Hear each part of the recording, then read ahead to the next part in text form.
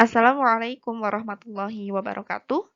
Pada video kali ini saya akan menyampaikan kelanjutan materi dari transport pada membran sel, di mana pada video kali ini akan dibahas tentang transport aktif yang terdiri dari pompa ion natrium kalium dan kotransport, serta transport massal yang terdiri dari endositosis dan eksositosis.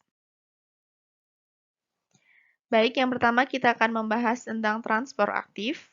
Transport aktif adalah transport zat melalui membran yang melawan gradien konsentrasi atau dari konsentrasi rendah ke konsentrasi yang lebih tinggi, di mana ini memerlukan energi berupa ATP.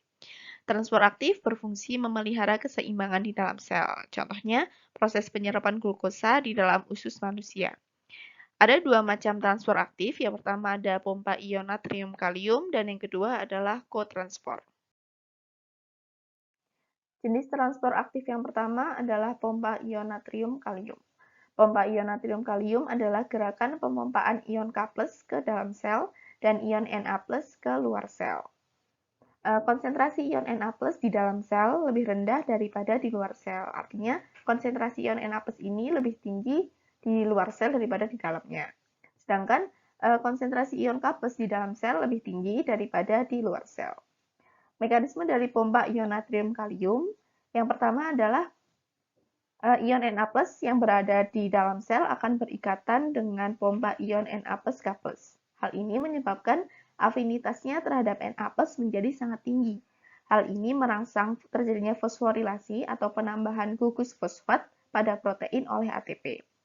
ATP ini akan melepaskan satu gugus fosfatnya dan berubah menjadi ADP. Fosforilasi menyebabkan protein berubah bentuk sehingga afinitasnya terhadap Na+ menurun.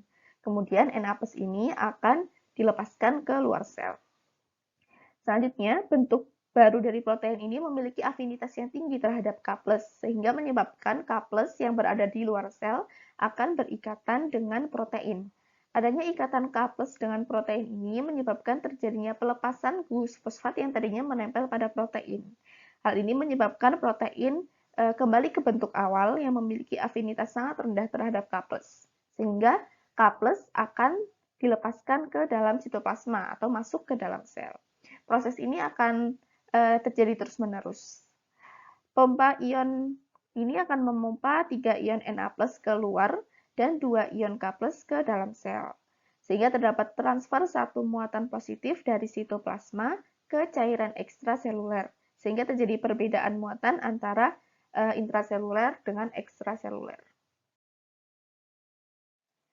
Kemudian jenis transport aktif yang kedua adalah kotransport. Kotransport adalah transport aktif dari zat tertentu yang dapat menginisiasi transport zat terlarut lainnya. Kotransport dilakukan oleh dua protein transport dengan bantuan energi berupa ATP. Contoh dari kotransport ini yaitu pada sel tumbuhan yang menggunakan gradien H+ yang dibangkitkan oleh pompa proton untuk menggerakkan transport sukrosa.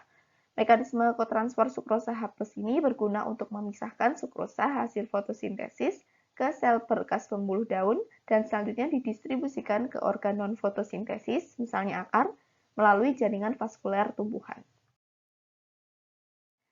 Berikut ini adalah mekanisme dari kotransport. Yang pertama, satu ion H+ dari dalam sel akan ditransport keluar sel dengan menggunakan pompa proton. Di mana pada transport ini melawan gradien konsentrasi karena konsentrasi ion H+ di dalam sel lebih rendah dibandingkan di luar sel. Hal ini menyebabkan perlunya energi yang diperoleh dari ATP. Selanjutnya, ion H+ akan masuk kembali ke dalam sel dengan menggunakan protein kotransport sukrosa H+, di mana pada penempelan H+ dengan protein tersebut diikuti dengan penempelan sukrosa pada protein kotransport tersebut. Selanjutnya, ion H+ bersama dengan sukrosa akan masuk ke dalam sitoplasma, menuruni gradien konsentrasi. Proses ini akan terjadi berulang. Selain transport aktif dan transport pasif, ada pula transport massal. Transport massal ini terjadi pada molekul besar seperti protein dan polisakarida, serta partikel lebih besar lainnya yang melintasi membran secara massal melalui mekanisme yang melibatkan pengemasan dalam vesikel. Sama seperti transport aktif, transport massal ini membutuhkan energi. Ada dua macam transfer massal, yaitu endositosis dan eksositosis. Baik, kita akan bahas satu persatu. Yang pertama adalah endositosis, di mana endositosis ini adalah peristiwa pembentukan kantong membran sel saat larutan atau partikel ditransfer ke dalam sel. Ada tiga macam endositosis. Yang pertama adalah pinositosis, yaitu proses pengambilan makanan yang berbentuk cair, yang terjadi pada sel-sel kelenjar dan sel-sel ekskresi. Contoh dari pinositosis adalah sel-sel epitel usus yang menelan nutrisi yang dihasilkan dari proses pencernaan makanan. Yang kedua adalah fagositosis, yaitu proses memakan atau memasukkan benda padat yang berukuran agak besar ke dalam sel, seperti bakteri atau fragmen sel yang rusak. Contohnya adalah sel darah putih yang memakan benda asing yang masuk ke dalam aliran darah. Yang ketiga adalah endositosis diperantarai reseptor. Endositosis ini memungkinkan sel memperoleh zat spesifik dalam jumlah yang besar. Baik, kita akan membahas satu persatu mekanisme dari endositosis. Yang pertama adalah mekanisme pinositosis. Mula-mula membran plasma akan mengadakan invaginasi, kemudian sel akan menengguk droplet-droplet pada cairan ekstraseluler ke dalam vesikel yang kecil. Yang dibutuhkan dalam sel ini bukanlah cairannya, tetapi molekul yang terlarut dalam droplet tersebut.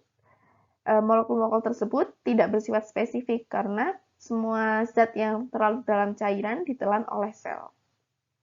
Tahap selanjutnya adalah vesikel tersebut lama-kelamaan akan melepaskan diri sehingga isinya dapat diserap oleh sitoplasma. Isi dari vesikel tersebut akan dipilah dan dibawa menuju ke badan Golgi ataupun retikulum endoplasma. Selanjutnya yang kedua adalah mekanisme fagositosis. Sel akan menelan partikel yang berukuran besar dengan cara menyelubungi partikel tersebut dengan pseudopodium dan mengemasnya dalam kantong berselaput membran yang cukup besar yang digolongkan sebagai vakuola. Kemudian vakuola tersebut akan bergerak ke arah dalam dan berfusi atau bergabung dengan lisosom yang mengandung enzim-enzim hidrolitik yang berfungsi untuk mencerna partikel yang ada di dalam vakuola tersebut. Yang ketiga adalah mekanisme endositosis diperantarai reseptor. Jenis endositosis ini memungkinkan sel memperoleh zat spesifik dalam jumlah besar, tetapi zat tersebut mungkin tidak terdapat terlalu banyak dalam cairan ekstraseluler. Baik, kita akan membahas mekanismenya, di mana pada membran terdapat protein-protein dengan situs reseptor spesifik yang terpapar atau menghadap ke arah cairan ekstraseluler.